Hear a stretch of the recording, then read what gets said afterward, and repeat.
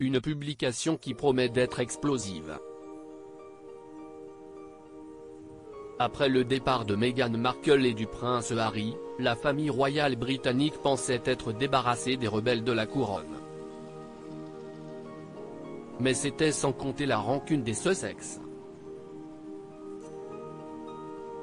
Selon le Daily Mail, les parents d'Archie ont travaillé en étroite collaboration avec les auteurs d'un nouveau livre qui risque de provoquer une onde de choc au sein de The Firm. Provisoirement intitulé Sir Holy Modern Royals, The Real World of Harry and Meghan, nos confrères précisent que cette biographie va brosser un portrait flatteur du couple. Mais pour certains proches, cet exercice pourrait également leur servir de règlement de compte avec la famille royale. Bien avant qu'il s'installe en Amérique du Nord, Meghan Markle et le prince Harry ont accordé une longue interview aux auteurs, dont le journaliste Tommy de Scobie connu pour être un fervent défenseur de la duchesse. La biographie de 320 pages, qui doit être publiée le 11 août prochain, promet en tout cas d'être un best-seller. Selon des sources bien informées, le livre retrace l'histoire des Sussex depuis le début de leur romance. Il devait être publié par Des Street Books, une société d'édition basée à New York en juin prochain, mais sa sortie a été retardée, probablement en raison de la pandémie de coronavirus. Alors que les éditeurs gardent les détails de la biographie secret, la version dématérialisée est disponible en précommande pour 7,49 livres.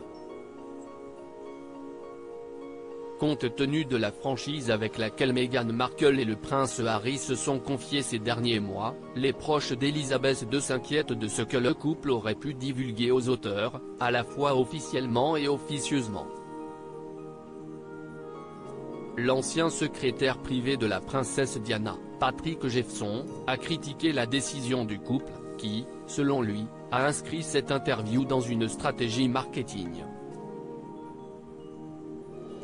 Meghan Markle et le prince Harry attaquent les médias collaborés avec des auteurs et des journalistes de magazines tout en évitant ceux qui sont considérés comme maladroits est une pratique royale standard, mais pour Harry et Meghan, ce n'est pas seulement une question d'image, pour eux, si est une affaire, une partie vitale du processus de promotion de la marque et de marketing, a-t-il jugé.